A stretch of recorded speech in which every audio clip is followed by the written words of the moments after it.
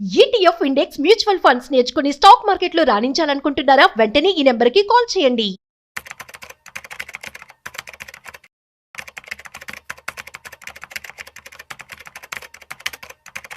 నమస్తే, welcome back to Suman TV. Present మనతో పాటు ఉన్నారు స్టాక్ మార్కెట్ అనలిస్ట్ సుందరామరెడ్డి గారు. నమస్తే సార్. నమస్తే అండి. సార్, ప్రెజెంట్ మార్కెట్ చూసుకుంటే డౌన్ఫాల్లో ఉంది కదా, మరి ఈ టైంలో పిఈ ఎంతవరకు తగ్గింది అనుకోవచ్చు? అంటే ఈ టైంలో ఇన్వెస్ట్మెంట్ చేయడానికి రైట్ టైం అంటారా? So price to earning ratio అనేది వన్ స్టాండర్డ్ అండి. మనం ఎక్కువ సార్లు వాల్యుయేషన్ పారామీటర్ మనం చూస్తూ ఉంటాం అనమాట. దాంతోపాటు గ్రోత్ పారామీటర్ కూడా మనం చూసుకోవాల్సి ఉంటుంది. అంటే మీరు అన్నట్టు పిఈ ప్రకారం చూసుకున్నారనుకోండి, అండ్ 1 year మనం చూసుకుంటే 22 ఉండేది, 1 year బ్యాక్ చూసుకుంటే. And last 5 years average PE 22 ఉండేది అనమాట. ఇప్పుడు అది 20కి వచ్చింది. అంటే 5 years యావరేజ్ పిఈ కన్నా కిందకు ఉంది. కాబట్టి డెఫినెట్గా చీపర్గా ఉన్నట్లెక్కే మార్కెట్ చీపర్గా ఉన్నట్లెక్కే. అండ్ ఈవెన్ మిడ్ క్యాప్ మనం చూసుకున్నాం అనుకోండి, మిడ్ క్యాప్ అంటే యావరేజ్ పిఈ 33 అనమాట. ఇప్పుడు మనం 30 ఉన్నాం. కాబట్టి మిడ్ క్యాప్ కూడా చీపర్గా వచ్చినట్లు లెక్క. అలాగే స్మాల్ క్యాప్ చూసాం అనుకోండి, 1 year యావరేజ్ పిఈ 30 అండి. అంటే 5 years యావరేజ్ పిఈ 27. ఇప్పుడు రీసెంట్గా 24కి వచ్చింది. అంటే అన్నిటికన్నా చీపర్గా వచ్చింది స్మాల్ క్యాప్స్. ఇప్పుడు 24కి వచ్చింది మిడ్ క్యాప్తో పోల్చుకున్నా. ఓకే. అంటే కాబట్టి Nifty 20 PE and small caps 24 పిఈకి వచ్చేస్తున్నాయి. కాబట్టి చాలా దారుణంగా 5 years లో వాల్యుయేషన్ దొరుకుతున్నట్లు లెక్క మార్కెట్. బట్ అదే టైంలో స్మాల్ క్యాప్స్లో ఇన్కమ్ కూడా బాగా పెరిగింది. కాబట్టి this is the right time to allocate more money towards small cap and mid cap అనమాట.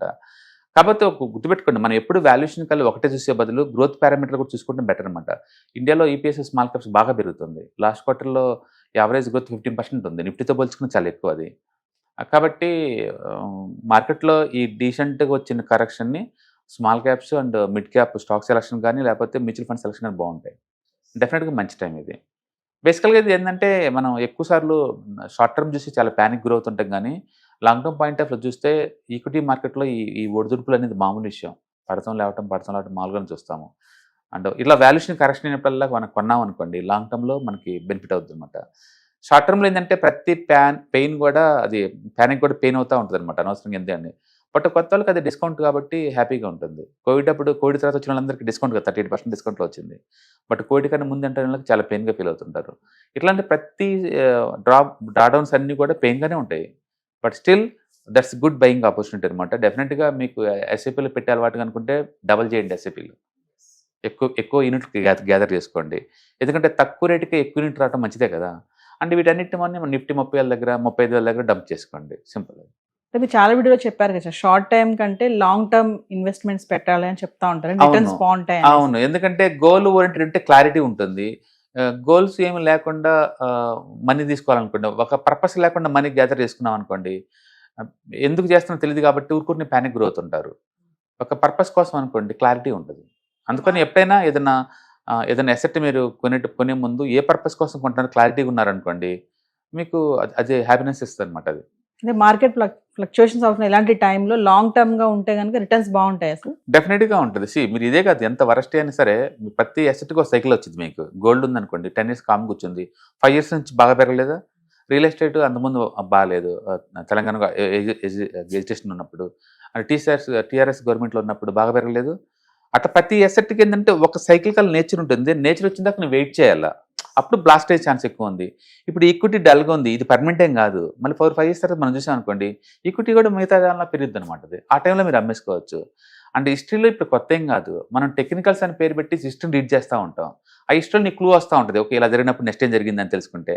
యాక్చువల్గా మార్కెట్ ఇలా 18 months కనుక స్ట్రక్ అయ్యి కనుక రిజల్ట్స్ రాకుండా కనుకుంటే, నెక్స్ట్ 34 monthsలో మీకు లిటరలీ యావరేజ్ మీద 30 to 70% వస్తుంది రిటర్న్స్. అంటే వెరీ హ్యూజ్ రిటర్న్స్ అవి. అంటే కన్సిస్టెన్సీగా ఇస్తే మార్కెట్ ముందు పోదు. అప్పుడప్పుడు ఇలా డిస్కౌంట్ ఇస్తేనే వెంటనే మళ్ళీ రికవర్ అయ్యే ఛాన్స్ ఎక్కువ ఉందన్నమాట. చాలా సెక్టర్స్ మంచి కరెక్షన్ గురైనాయి. అండ్ చాలా మంచి కంపెనీస్ అన్నీ కూడా 5 years లోలో ఉన్నాయి. That's decent discount. ఎందుకంటే బిజినెస్ మళ్ళీ మారలేదు కదా ఈ 5 yearsలో. కాబట్టి డెఫినెట్గా this is worth to invest in the markets అన్నమాట. ప్రెసెంట్ ఈ టైంలో సార్ ఇన్వెస్టర్స్కి మీరు చెప్పే స్ట్రాటజీస్ ఏమన్నా ఉన్నాయా? డెఫినెట్గా మీరు ప్లాన్ చేసుకోండి. ఒక 5 years మినిమం ఉండేలాగా ఉంటే కనుక, and this is the best time. And last 2 years back enter కాని వాళ్ళందరూ ఎంటర్ అవ్వండి. అండ్ లాస్ట్ 2 years బ్యాక్ కొన్నట్టు ఊహించుకొని ఒకేసారి బల్క్లో కొనుక్కోండి, ఎస్ఐపీలు పెట్టుకోండి. మార్కెట్ ఎప్పుడు ఇలా పడుతుంటుంది, మళ్ళీ రికవరీ కూడా అవుతూనే ఉంటుంది. షార్ట్ టర్మ్ కోసం చూడమాకండి, కొంచెం long term point of view చూడండి. యావరేజ్ ఎక్స్పెక్టేషన్స్ 15% పెట్టుకోండి, కళ్ళు మూసుకొని వస్తాయి మార్కెట్లో. బయట ఒకరికి ఇచ్చి వడ్డీకి ఇచ్చేసి వాళ్ళు ఎగ్గొట్టేసి సపరేట్ బదులు అండ్ ఇక్కడ బెటర్ అనమాట. చాలా ఈజీగా బ్యాలెన్స్ చేసుకోవచ్చు, లిక్విడిటీ అన్లిమిటెడ్ ఉంటుంది, ఎప్పుడు కావాలంటే అప్పుడు అమ్మేసుకోవచ్చు, ఇవన్నీ ఉంటాయి అనమాట. స్టాక్ మార్కెట్ అనగానే ఇంక ఓన్లీ ఆప్షన్ మార్కెట్ అనో లేకపోతే ఇంటర్డే ట్రేడింగ్ అనో లేదా స్పెక్యులేషన్ ఇలా అనుకోమాకండి. లాంగ్ టర్మ్ వెల్త్ క్రియేషన్కి ఇది మంచి టూల్ లాగా వాడుకోవచ్చు. మీరు బయట గోల్డ్ కొనే బదులు ఇక్కడ గోల్డ్ పీస్ కొనుక్కోండి, ప్రాఫిట్ వచ్చినప్పుడు అమ్ముకోండి, అప్పుడు దాకా ఉంచుకోండి. బయట సిల్వర్ కొనే బదులు ఇక్కడ కొనుక్కోండి, బయట రియల్ ఎస్టేట్ బదులు ఇక్కడ రీట్స్ ఉంటాయి కొనుక్కోండి, బయట బ్యాంక్లో పెట్టే బదులు ఇక్కడ డెట్ ఫండ్స్ ఉన్నాయి పెట్టుకోండి. అన్నిట్లో డిజిటల్గా ఉన్నాయి కదా, కంఫర్ట్ ఉంది, కన్వీనియన్స్ ఉంది. ఆన్లైన్ ఫెసిలిటీ ఉన్న ఈ రోజుల్లో ఇంకా ఎందుకు ఫిజికల్గా మనం అక్కడ పోయి క్యూలో నిలబడి కొనుక్కోవాలి చెప్పండి. కాబట్టి వెల్త్ అక్యుములేట్ చేద్దామన్నా, వెల్త్ మెయింటైన్ చేద్దామన్నా, వెల్త్ ప్రొటెక్షన్ చేసుకుందాం అనుకున్నా అంటే స్టాక్ మార్కెట్ ఇది ద బెస్ట్ ప్లేస్, అందులో డౌట్ లేదు. అండ్ బ్యాడ్ థింగ్ ఏంటంటే వాలటిలిటీ అప్పుడప్పుడు ఇలాంటి డిస్కౌంట్ సేల్ వస్తూ ఉంటాయి. కొత్తగా వచ్చిన వాళ్ళు పెట్టుకోవచ్చు, పాతలు కూడా మనీ ఉంటే కనుక ఆల్కేట్ చేసుకోవచ్చు.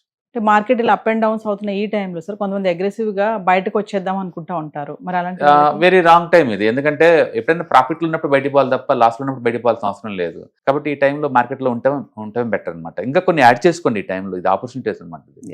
ఎక్కువ మంది లివరేజ్ తీసుకొని అప్పులు తెచ్చుకొని ఎంటర్ అవుతారు సార్, వాళ్ళు పెయిన్ గురవుతారు, మధ్యలో డ్రాప్ అవుతారు. బట్ మీ ఓన్ మనీ అయితే మార్కెట్లో ఉండటం బెటర్ ఈ టైంలో. Thank you. రైట్.